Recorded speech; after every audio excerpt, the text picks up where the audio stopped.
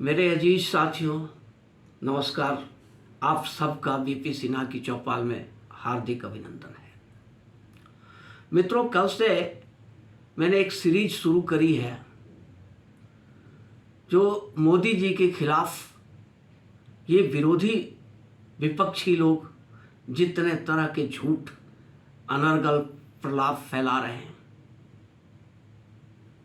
तो हमने सोचा इनके एक एक झूठ को बेनकाब करना बेहद जरूरी है। जनता में यह भ्रम की स्थिति पैदा करते जा रहे हैं।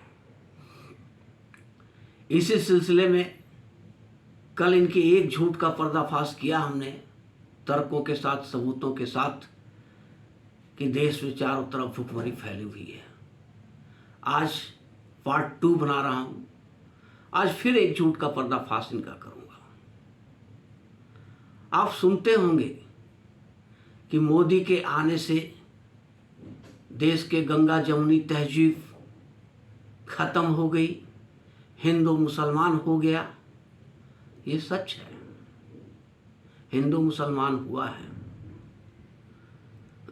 लेकिन याद करो साथियों, 2014 के पहले का वो दौर जब हिंदू तो कहीं पिक्चर में था ही नहीं।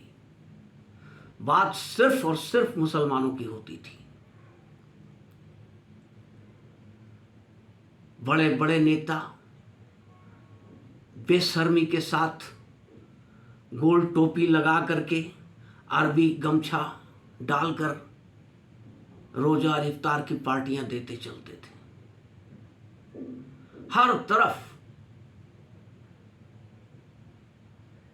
सिर्फ रोजा इफ्तार की पार्टियां होती थी।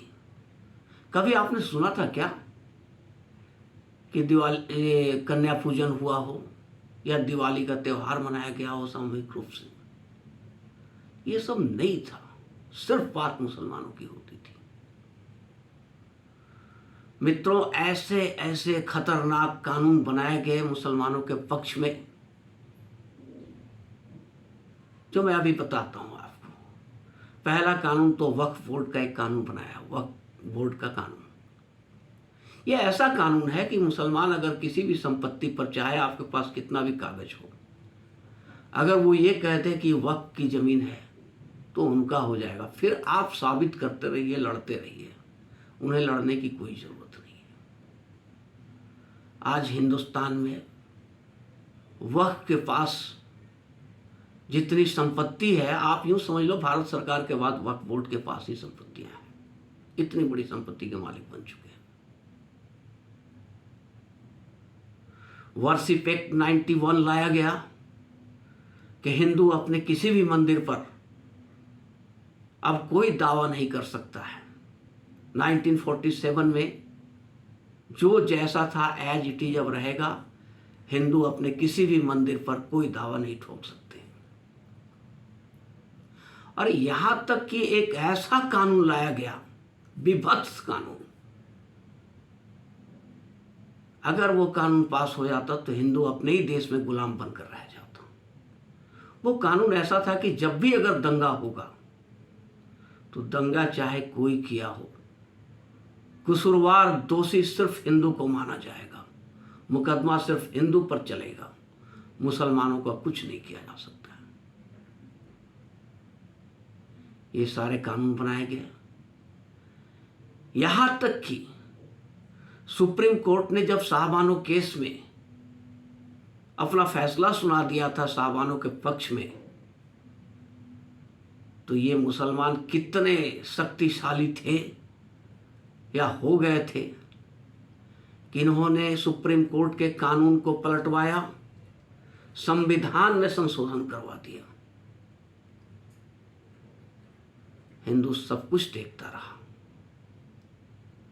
यहां तक